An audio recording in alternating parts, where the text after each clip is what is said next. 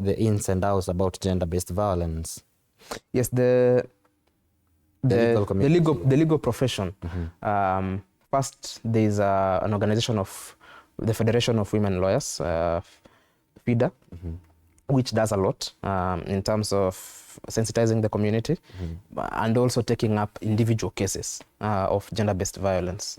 Yes, the legal community as well.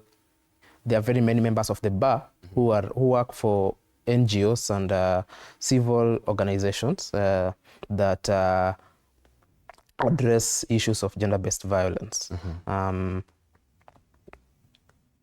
The judges and magistrates are being trained on issues of domestic violence.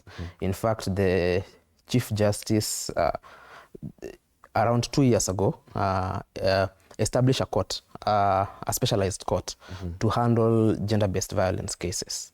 So there's a lot on the part of the judiciary that is happening, on the part of the legal profession that is happening to not only sensitize, but also to deal with this issue of domestic violence. Yes. What about schools? Have you reached out to schools administrations also to be able to start with people while they're young, to be able to understand the laws surrounding gender-based violence? Yes. It would also be important to note that when you're still in school, part of the curriculum entails gender-based violence issues. When we study criminal law, for example, one of the things we study in school is Sexual Offences Act, which I've said is a very instrumental act dealing with gender-based violence. Now there is the issue of domestic violence, now the Protection Against Domestic Violence Act, which is also being taught in schools. And apart from the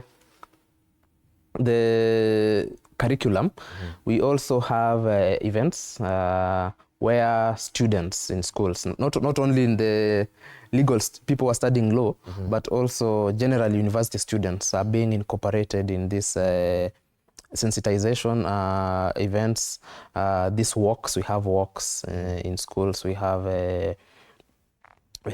seminars or conferences where this is an issue. I understand Amnesty International, an NGO, does a lot of university outreach on human rights issues, among them being domestic violence and gender-based violence. Yes. Don't you think it's also proper to also have